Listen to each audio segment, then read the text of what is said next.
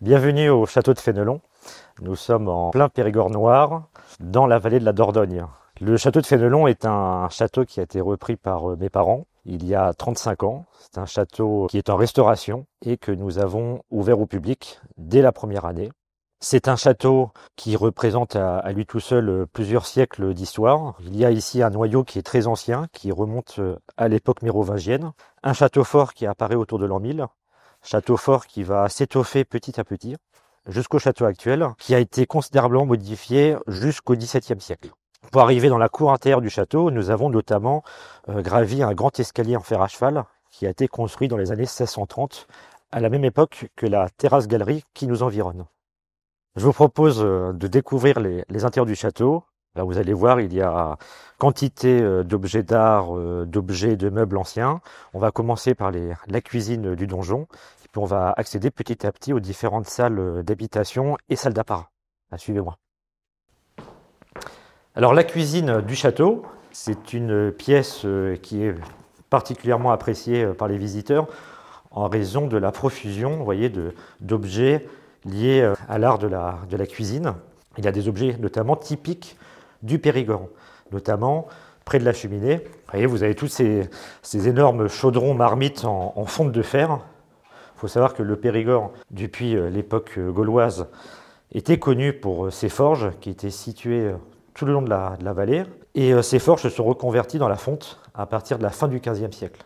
Et preuve de leur savoir-faire, c'est que ces mêmes petites forges, au XVIIIe siècle, fabriquaient les canons pour la marine du roi. Donc là, on a un exemple assez saisissant, je trouve, de fabrique liée aussi bien à la guerre qu'à des sujets plus quotidiens. Le sol est très beau, lui aussi il est typique du Périgord. C'est ce qu'on appelle chez nous un sol en pisé. Alors le pisé, vous voyez, ce sont toutes ces petites pierres calcaires, grossièrement taillées et fichées dans un lit de sable. Et très souvent, avec ces pierres, on dessine des motifs géométriques. Alors ici, vous voyez, on a un motif en damier. C'est un sol qui a été réalisé à la fin du XVe et qui est dans un état absolument remarquable. Au centre de la salle, vous apercevrez donc toutes ces poteries également, tous ces cuivres. Alors les cuivres, depuis le Moyen-Âge, c'était un matériau qui coûtait relativement cher, donc on le rencontrait plutôt dans les demeures aisées. Sinon, dans les campagnes, dans les châteaux plus rustiques, c'était la poterie qui recouvrait la table et qui servait également pour la cuisson des aliments. Et au centre, trône le râtelier à pain, qui a été en usage dans les campagnes jusque pas si longtemps que ça d'ailleurs. À l'époque, on ne faisait pas son pain tous les jours. Il y avait des grandes fournées toutes les semaines. Et le pain, donc, il fallait le stocker pour le protéger des rongeurs. Voilà. Donc on le suspendait dans ces râteliers. Alors nous avons sélectionné quelques objets qui sont présentés dans cette vitrine. Alors je vous invite à vous en approcher.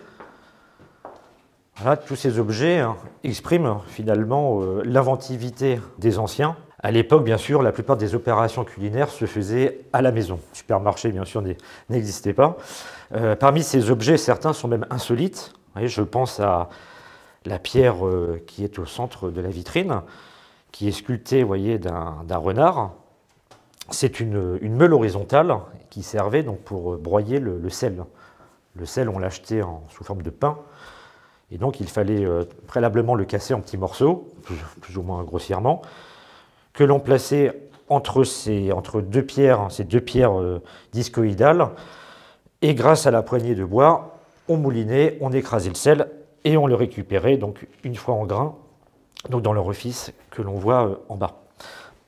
D'autres ustensiles méritent également l'intérêt, notamment, vous voyez, cette énorme pièce en cuivre, qui est datée de 1785. Alors à l'époque, sans le savoir, on avait déjà inventé l'écologie. On récupérait tout, et notamment on récupérait les braises. Alors cet instrument, cet ustensile s'appelle un étouffoir à braises. Voilà, donc les braises, on les stockait à l'intérieur, et les braises, on les récupérait pour différents usages, genre notamment les bassinoires, les réchauds, les braseros, etc. Certains de ces ustensiles présentés ici sont même très anciens. Alors les plus anciens, ce sont les moules à gaufres circulaires qui datent quand même de la fin du XVe siècle. Et avec toujours des décors héraldiques, il fallait pouvoir à chaque fois prouvait la provenance du mets et donc signifiait celui qui invitait. Alors nous allons quitter la cuisine, qui correspondait également à ce qu'on appelait la salle basse au Moyen-Âge, et nous allons gagner la salle haute, donc une salle d'apparat par excellence.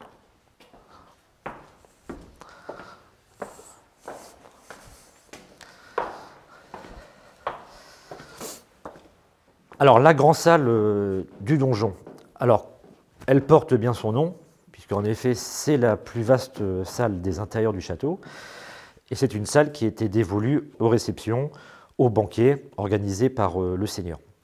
C'est une pièce, il faut imaginer que quand mes parents ont repris le château, cette pièce était recouverte de plâtre qui tombait en lambeaux, et sous le plâtre, nous avons découvert des peintures murales. Alors, vous pouvez en observer autour de la cheminée et au niveau des fenêtres, vous voyez, au niveau des petites voûtes. Alors ici, ce sont des peintures murales que l'on date du XVe siècle, avec un motif assez particulier, qui est un motif héraldique qu'on appelle le bâton écoté. Alors la symbolique se reliait à la Vierge Marie.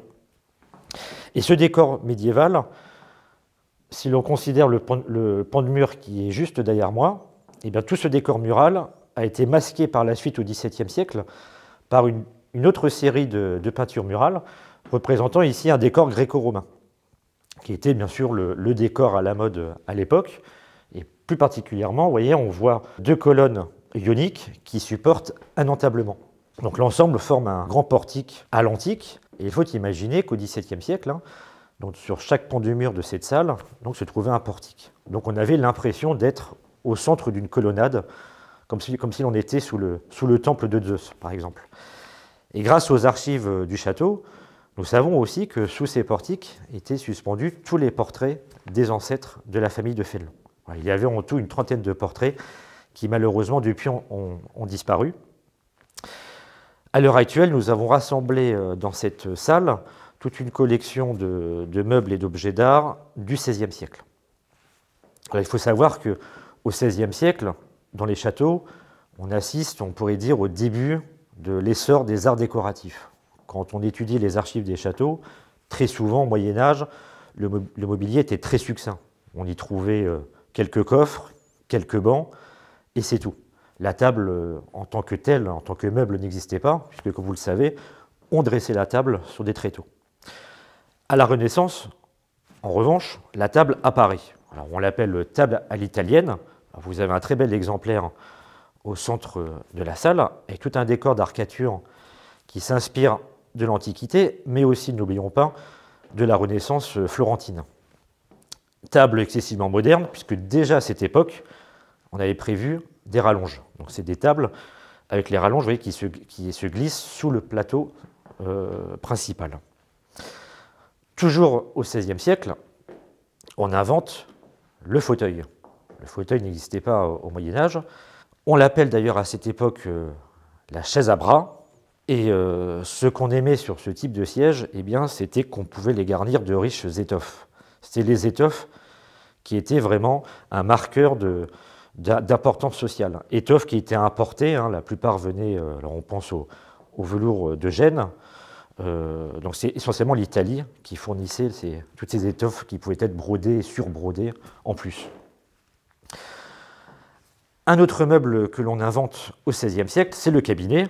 Alors c'est un meuble que l'on rencontre souvent dans les châteaux, dans toutes les formes. Là ici on a un petit modèle qui nous vient d'Italie du Nord, qui date, lui il est vraiment transitoire, il est tout début du XVIIe siècle, avec tout un décor de plaquage d'ébène et de filets d'ivoire gravés. Ce sont des meubles qui sont généralement très précieux, et vous savez qu'une fois ouverts, on y découvre à l'intérieur toute une série de tiroirs pour ranger souvent les papiers et les objets précieux. Le décor par essence à la Renaissance est constitué par les tapisseries.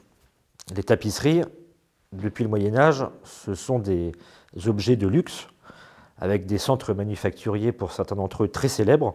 On pense notamment à Bruxelles. La grande tapisserie qui est au fond de la salle donc vient de Bruxelles et elle représente le triomphe de l'empereur Constantin.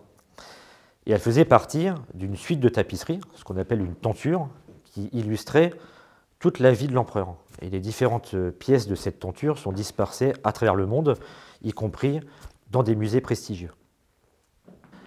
Un dernier petit mot avant de quitter cette salle et de changer d'époque, sur le parquet. Alors le Périgord, c'est la terre des truffes, mais c'est aussi la terre des noyers. Et en Dordogne, on a toujours fabriqué, produit des meubles, des menuiseries, des parquets en noyer.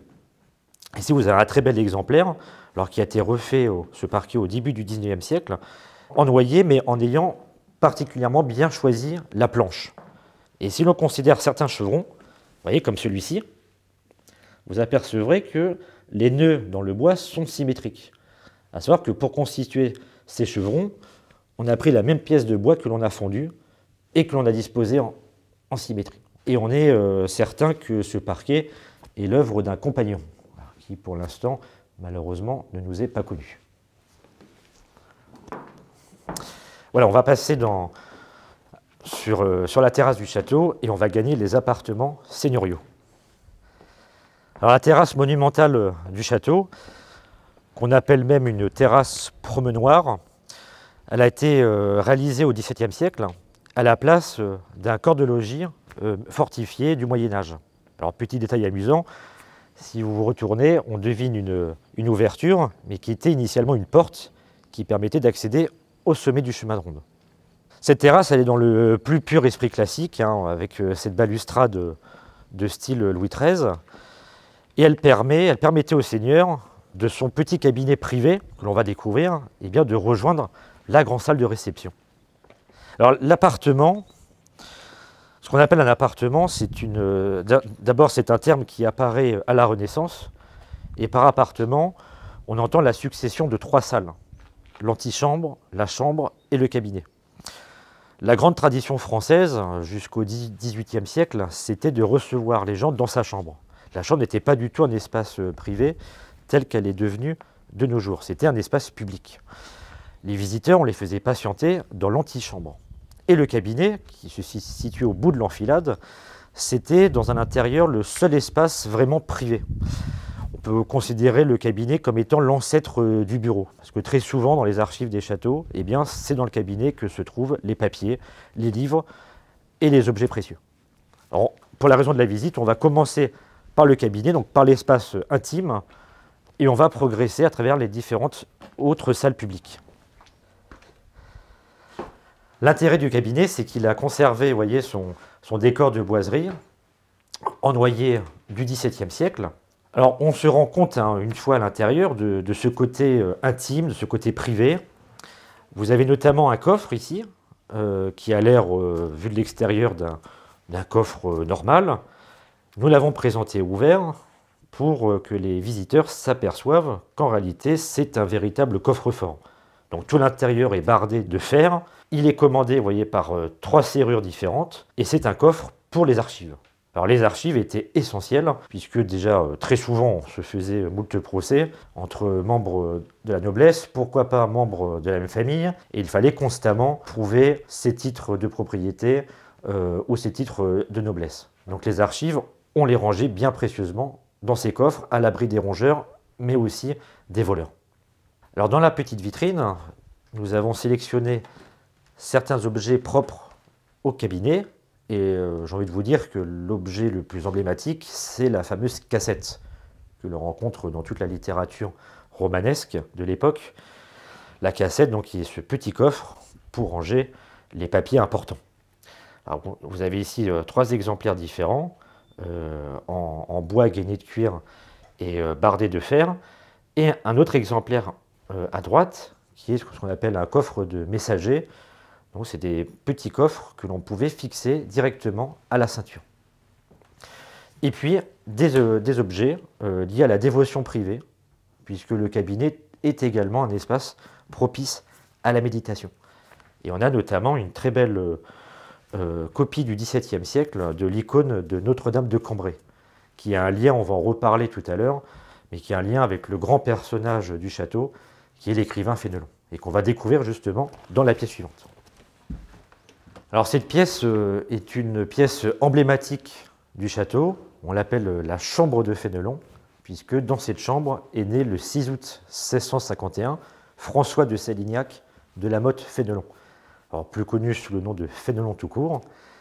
Alors vous pouvez voir au sommet de cette magnifique cheminée tout en noyer sculpté du XVIIe, vous pouvez voir donc le portrait de l'écrivain. Portrait qui a été rajouté au XVIIIe siècle et qui est venu remplacer le portrait du roi qui se trouvait initialement à cet endroit. Meuble ô combien important pour nous, le lit à baldaquin, alors d'ailleurs typique du XVIIe siècle, avec ses colonnes torses. C'est le lit de naissance de l'écrivain Fénelon, qui est cité dans les archives du château, et c'est un meuble qui n'a jamais quitté le château, justement, depuis le XVIIe siècle. Il a conservé tout son baldaquin en broderie.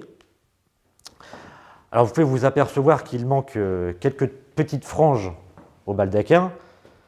Alors c'est peut-être l'œuvre un petit peu des mythes ou autres, mais c'est surtout l'œuvre des visiteurs. Il y avait une tradition au XVIIIe et au XIXe siècle qui était que quand une personne demandait à visiter la chambre de naissance de l'écrivain, eh bien, elle emportait avec elle un petit bout du baldaquin pour repartir avec un souvenir, et on dit avec un petit morceau de la sagesse de Fénelon.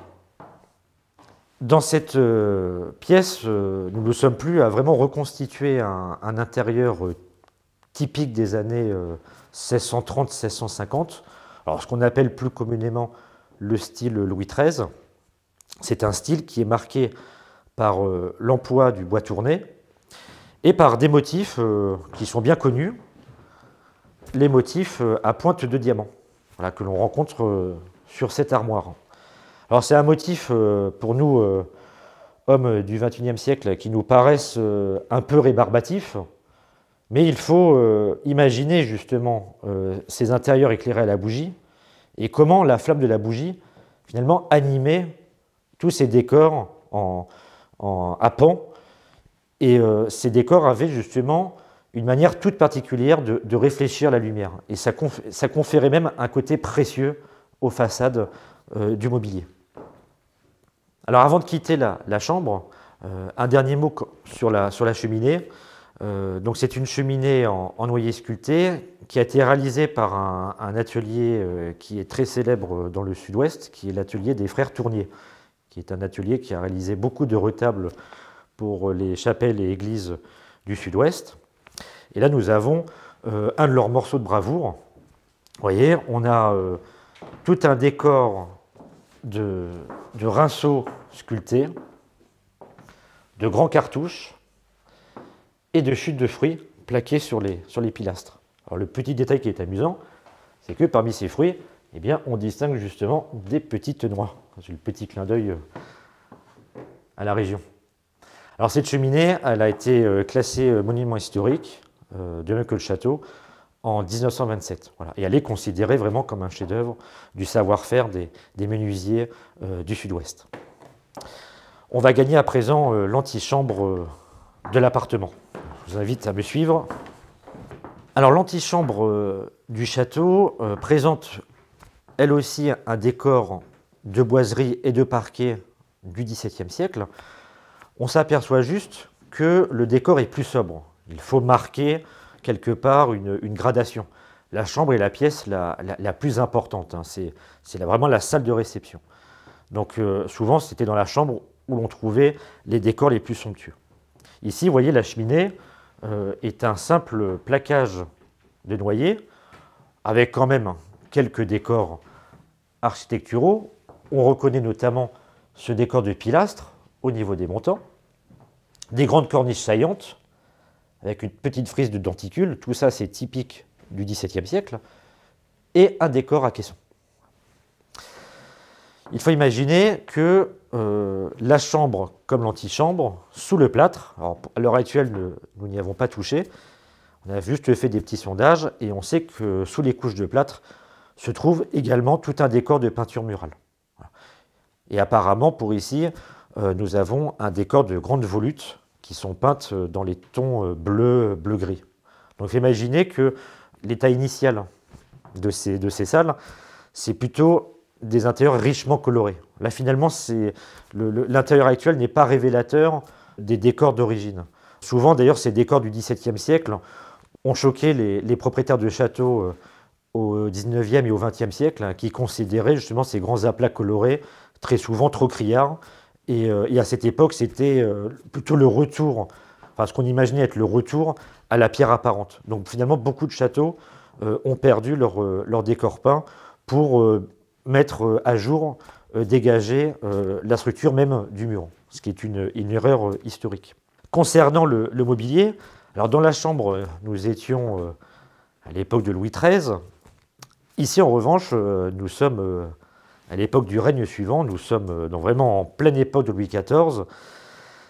À cette époque, hein, c'est un mobilier qui est touché par un certain goût de l'apparat. Et il faut dire que la référence à cette époque, c'est bien sûr Versailles. Et les meubles, petit à petit, se couvrent de marqueterie. Alors la marqueterie, elle va commencer à envahir les bureaux, les petites armoires, les cartels. Quant au siège, on abandonne petit à petit le bois tourné, donc au profit du bois sculpté. Et puis, finalement, assez tôt, hein, dès les années 1700, apparaissent les pieds cambrés, comme sur ces grands fauteuils, pieds cambrés qui annoncent, bien sûr, ce que sera le style Louis XV et le style rocaille.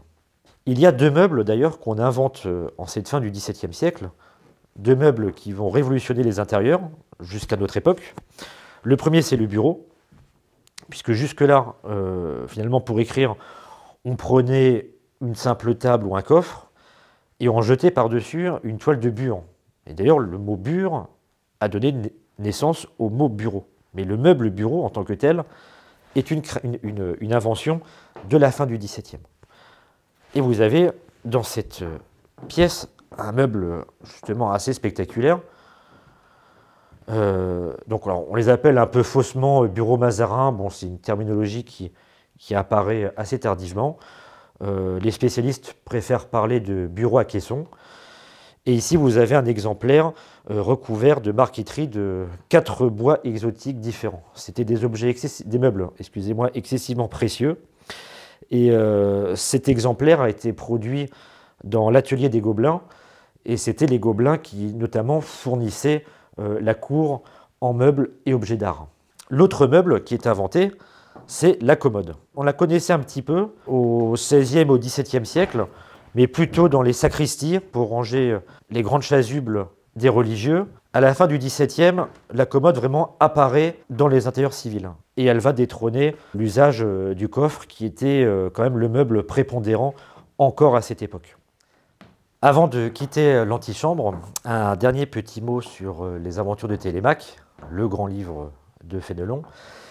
Les aventures de Télémaque sont devenus le livre de référence, et on peut dire même un des fondements de la culture européenne. On dit même que le livre de Fénelon a été l'ouvrage le plus publié de toute la littérature française avant d'être détrôné par le fameux Petit Prince d'Antoine de Saint-Exupéry. Preuve de l'aura de cet ouvrage, il a été également représenté sur différents supports décoratifs, notamment des tapisseries. Et vous avez au mur une tapisserie illustrant un des chapitres des aventures du Télémaque. Là, en l'occurrence, c'est le premier chapitre. On devine, voyez, au niveau des flots et de la mer en tempête, le navire avec Télémaque qui crie au secours à l'intérieur, et le bateau, vous voyez, va s'échouer sur l'île de Calypso, dont on devine les rochers sur la droite. Alors c'est une pièce baroque qui est assez extraordinaire. C'est très rare d'avoir des tapisseries avec un tel dégradé, une telle surface de bleu. Et cette tapisserie, elle a une origine prestigieuse, puisque cette tenture du Télémaque a été conçue initialement pour le roi du Portugal. Et il y a deux autres tentures qui ont été réalisées dans l'atelier de Bruxelles autour des années 1720-1730. Donc on a un exemple spectaculaire de représentation du Télémaque ici. Voilà, on va quitter donc l'appartement du XVIIe siècle et nous allons continuer notre progression dans les époques.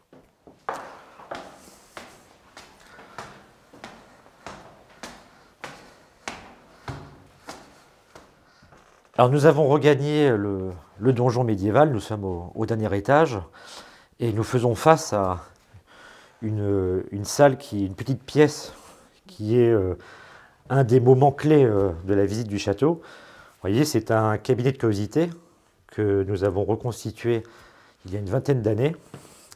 Et vous savez que le cabinet de curiosité est une invention de la Renaissance et on peut les considérer quelque part comme les ancêtres des musées. Voilà, on peut dire que dans ces salles, dans ces petites pièces, on essayait de condenser un savoir universel. Et toutes les différentes disciplines de la connaissance sont illustrées ici. Alors ça va bien sûr de l'ethnographie, en passant par l'archéologie, le naturalisme, etc. Voilà. Et on a, ce qui est propre aussi au cabinet, on a cette impression de profusion qui illustre à elle seule la richesse du monde et la richesse aussi intellectuelle de l'homme qui désormais occupe le centre de l'univers. Dans différentes vitrines, nous avons également présenté une partie de la collection que nous avons réunie autour de l'écrivain Fénelon. Et ces différentes vitrines illustrent l'impact considérable de l'écrivain. Les grandes publications de l'écrivain, elles sont plutôt posthumes et elles ont été réalisées par le légataire testamentaire de Fénelon, qui était son neveu, le marquis de Fénelon, qui est en portrait au-dessus du bureau cylindre. Grand personnage, ami de Voltaire, grand officier de l'armée royale, et qui a eu une carrière exemplaire et qui est mort dramatiquement lors de la bataille de Rocou. C'est lui donc qui va orchestrer ces différentes publications des écrits de Fénelon. Et l'autre moment décisif, c'est un petit peu plus tard, c'est grâce à Louis XVI. Louis XVI était un passionné de l'œuvre de Fénelon.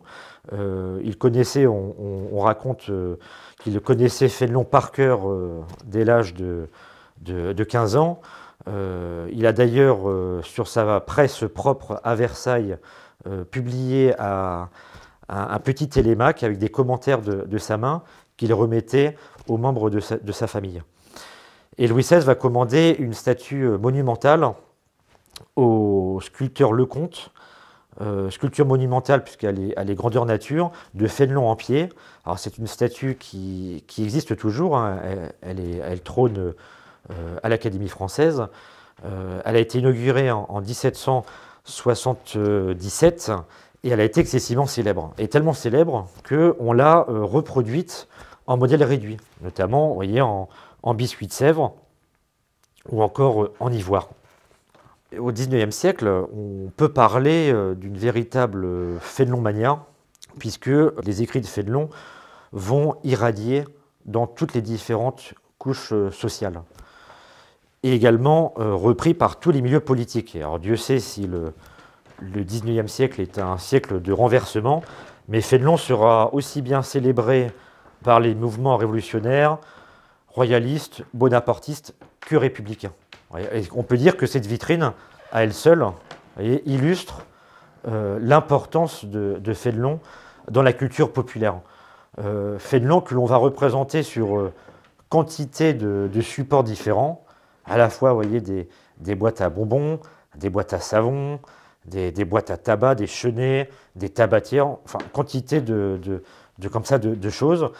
Et on peut dire que c'est la Troisième République aussi qui va consacrer encore plus le personnage avec la création de tous les collèges et lycées Fénelon que l'on peut trouver en France.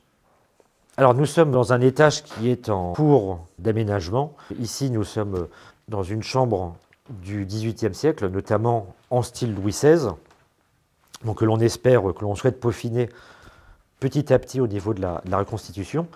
En tout cas, sont présentés des meubles importants, puisqu'ils sont tous estampillés par des grands menuisiers ou ébénistes de l'époque. Il y a notamment un meuble historique, donc qui est ce siège. Il appartenait à un salon réalisé pour la sœur de Louis XVI, Madame Élisabeth, et qui était initialement dans le château royal de Montreuil. Le XVIIIe siècle est considéré à juste titre comme l'âge d'or des arts décoratifs. Alors, je pense à cette fameuse phrase de Talleyrand qui disait celui qui n'a pas connu la société française d'avant 1789 ne sait pas ce que raffinement veut dire. Et c'est vrai que au niveau des meubles, on perçoit aisément ce raffinement absolu de l'époque, avec des fauteuils notamment en bois doré, avec des montants de guirlandes qui s'enroulent au niveau des ceintures et des montants. On invente également des meubles assez spectaculaires, notamment un nouveau type de lit à baldaquin qu'on appelle le lit à la polonaise, en hommage à l'épouse de Louis XV. Alors, le lit à la polonaise, il est caractérisé par l'emploi d'un petit baldaquin, ce qui permettait, vous voyez, de donner une grande ampleur aux rideaux de soie.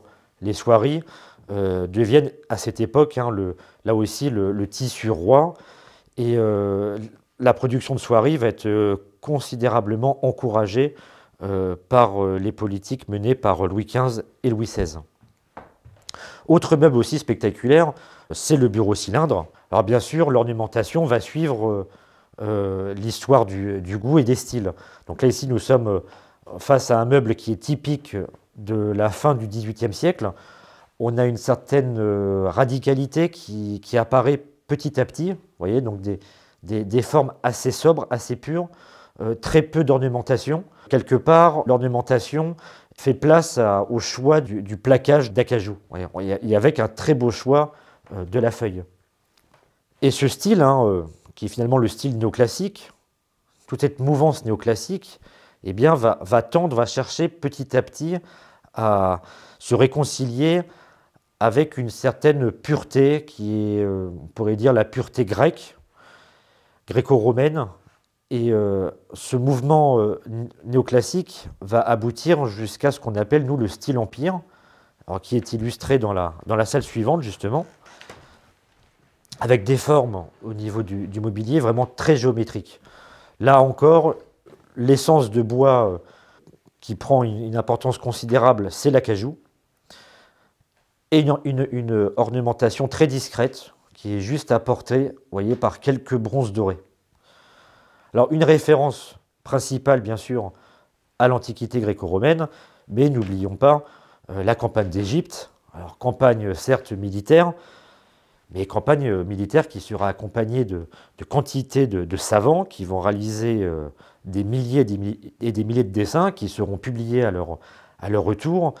Et tous ces dessins vont inspirer, là encore, l'iconographie ornementale. Et c'est la raison pour laquelle, autour des années 1798-1804, eh bien, apparaissent ces motifs égyptiens, avec ces femmes coiffées à l'égyptienne, ou encore ces grosses pattes de lion qui font penser aux pattes des sphinx.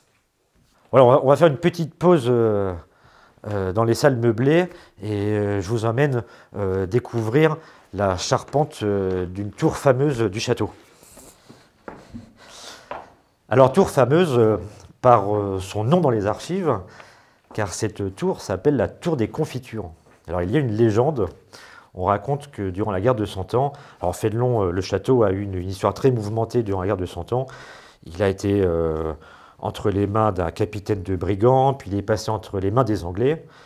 Et les Français, pour reprendre le château aux Anglais, ont dû s'y prendre à 2 reprises. Le château a connu 2 sièges consécutifs. Et on raconte que lors de ce dernier siège, les Anglais n'avaient plus de projectiles à jeter sur nos braves soldats, et ils ont pris les confitures qu'ils ont fait bouillir et qu'ils ont déversées du haut du chemin de ronde.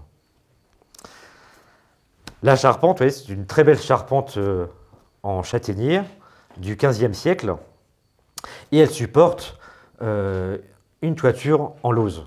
Alors, le Fénelon est connu comme étant le château possédant la plus vaste couverture de lauze du Périgord noir. Et la lauze, c'est une couverture qui est vraiment typique du Périgord noir et d'un petit bout du Quercy, enfin en tout cas un territoire quand même très restreint. Ce sont des toitures qui sont assez extraordinaires. Donc la lauze, c'est de la pierre calcaire, vous voyez, qui est débitée en dalles et que l'on positionne entre les lithos sur les toitures. Alors ça représente un poids considérable. Ça peut en effet atteindre la tonne au mètre carré, la moyenne étant plutôt entre 500 et 700 kg le mètre carré, ce qui est déjà conséquent. Et c'est un savoir-faire qui est en péril, puisque rares sont à notre époque les entreprises qui maîtrisent totalement cet art de couverture. Alors nous allons redescendre dans la cour intérieure du château et nous allons changer d'aile et découvrir d'autres petits secrets de la forteresse.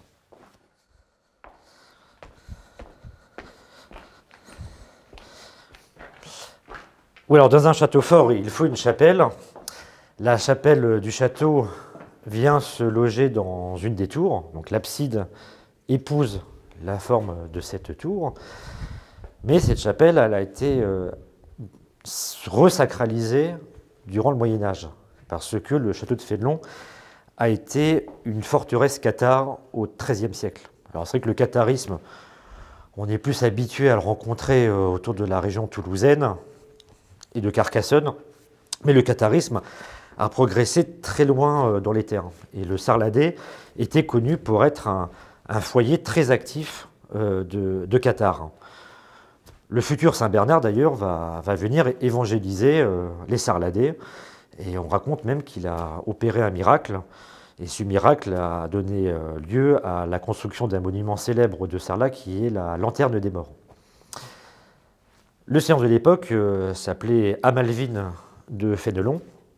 Alors il a échappé à l'armée des croisés, mais quelques années plus tard, l'Inquisition siège à Gourdon et il sera traduit, il sera dénoncé, il sera traduit devant le tribunal de l'Inquisition et il sera condamné pour hérésie cathare. Alors on conserve toutes les minutes du procès et c'est ainsi que nous avons appris que Fénelon était le dernier château cathare de la région. Et les cathares qui fuyaient la persécution savaient qu'à Fénelon, ils pouvaient être accueillis et nourris. Condamnation du seigneur de Fénelon, qui va s'accompagner d'un effet pratique, c'est que cette première forteresse, qui remonte à l'an 1000, eh bien, elle va être entièrement démantelée sur ordre du roi. Si bien que le château que l'on voit à l'heure actuelle en élévation, eh bien, c'est le fruit d'une nouvelle reconstruction qui va s'opérer à partir de la fin du XIIIe siècle. Dans cette petite chapelle, alors qui est très sobre, on est vraiment dans l'esprit roman du Périgord, il y a juste un arc triomphal qui vient séparer la nef de l'espace sacré. Et nous avons donc présenté à l'intérieur l'aigle qui est sculpté, c'est le symbole de Saint Jean l'Évangéliste, et l'aigle fait office de pupitre. Et donc sur l'aigle, on disposait initialement les Écritures saintes ou les livres de chant pour la messe. Autre ouvrage remarquable, le Christ en croix qui est sur l'autel, qui est typique de l'école espagnole du XVIIe siècle. Alors le style espagnol était vraiment caractérisé par un certain goût, des formes acerbes, avec une très forte prononciation d'ascétisme. Et au pied de l'autel, une jolie petite paire de prie-dieu du XVIIIe siècle, avec un petit détail amusant, vous voyez, c'est que le tiroir de droite, une fois tiré, servait pour piquer le petit bougeoir en argent. Comme quoi, bon, nous sommes dans une église, mais la préciosité est omniprésente. Alors nous allons changer radicalement d'univers. On va passer de la chapelle à la salle d'armes. Alors la salle d'armes du château. Dans cette pièce sont exposées des armes authentiques, pour vraiment la plus grande majorité d'entre elles. Et elles représentent une certaine homogénéité, puisque ici ne sont présentées que des armes antérieures, principalement au XVIIIe siècle, avec un gros noyau qui date des XVe, XVIe et XVIIe siècles. Donc avant, on pourrait dire, l'époque des grandes manufactures, qui seront créées sous Colbert, mais qui connaîtront vraiment de l'importance à partir de Napoléon. Parmi ces armes exposées ici, il y a toute une série spectaculaire de ce qu'on appelle des armes d'ast, qui étaient les armes emmanchées à des longs manches, donc que l'on saisissait à deux mains. Alors, tout le monde connaît l'hallebarde.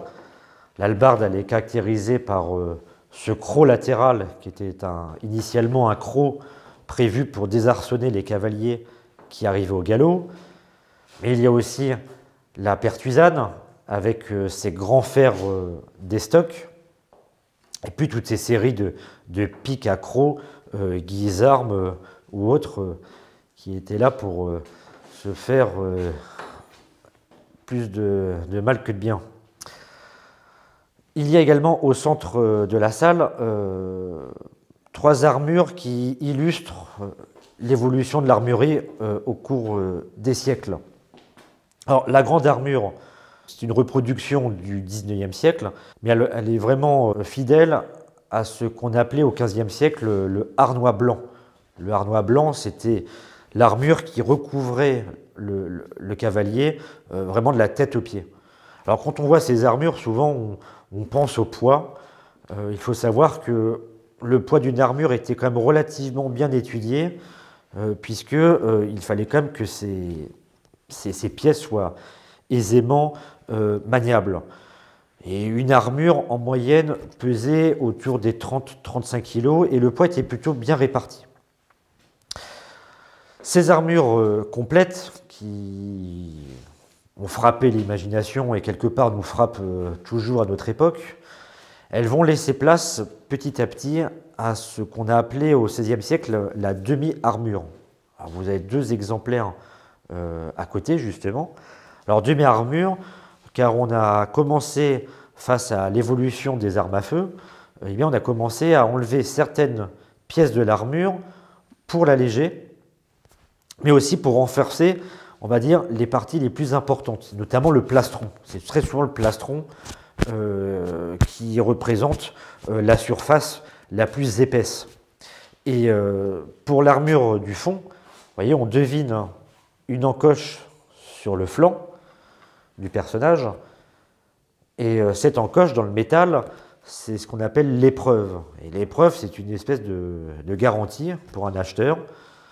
Donc à savoir qu'on tire un coup de feu, simplement, sur le plastron, et on voyait si la balle transperçait ou non le métal. Et puis dans les vitrines, il y a une grande diversité de pièces d'armement exposées, y compris des pièces plutôt insolites, voyez, avec notamment ce rare casque qu'on a surnommé casque araignée. Alors la défense du visage et de la tête est assurée par toute une série de tigelles métalliques qui, avant le combat, sont repliées au sommet du timbre. Et avant de combattre, avant de partir à la charge, eh bien, on appuyait sur un bouton au-dessus de la visière qui libérait, vous voyez, le disque sommital, et toutes les tigelles ainsi étaient libérées et venaient se disposer tout autour de la figure. Alors, c'est des casques insolites, certes, qui sont liés à des évolutions dans les techniques d'attaque, notamment avec la création d'un corps d'armée qui est le corps des chevaux légers, qui est un corps qui sera plus chargé justement d'un travail de harcèlement que d'un travail de choc frontal. Donc on n'a pas besoin de casques très épais et très enveloppants, puisque donc on ne cherche pas le contact physique. Voilà. Mais c'est des casques qui quand même seront vont être en usage très peu de temps, environ, on va dire 30 ans, c'est des casques qui ont été produits, on pense, entre les années 1610 et 1630-1640. Ils vont quand même très vite être remisés dans les arsenaux. Et c'est ainsi que plusieurs exemplaires sont conservés dans les collections publiques en Angleterre, et notamment chez nous au musée de l'armée de Paris. Le casque roi, on peut dire, de la cavalerie lourde, c'est l'armée à mésailles. Alors vous avez un très bel exemplaire qui est ici. L'armée à mésailles est un casque qui apparaît au tout début du XVIe siècle, casque qui, là, pour le coup, enveloppait complètement la tête. Et c'est un casque qu'on va trouver sur les champs de bataille jusqu'à la fin du XVIIe, malgré deux handicaps qui ne sont pas les moindres. Le premier, c'est qu'à l'intérieur, on étouffait. Et deuxième handicap, si l'on devait combattre le soleil en face de soi, avec la vue qui n'était pas protégée, on ne voyait strictement rien, en plus de la chaleur. Et c'est la raison pour laquelle, sur certains casques, d'ailleurs, on a apporté des petites améliorations. Vous voyez, donc c'est le cas du casque qui est à côté. Donc lui, il possède une visière pour protéger la vue du soleil, et des coups aussi, pourquoi pas. Et la partie basse, ce qu'on appelle le mésaille, est à plate amovible, donc pouvoir dégager un peu la bouche et la respiration. Voilà pour la visite de la salle d'armes et du château. J'espère que cette visite vous a intéressé et qu'elle vous amènera à franchir vous-même les portes de Fénelon.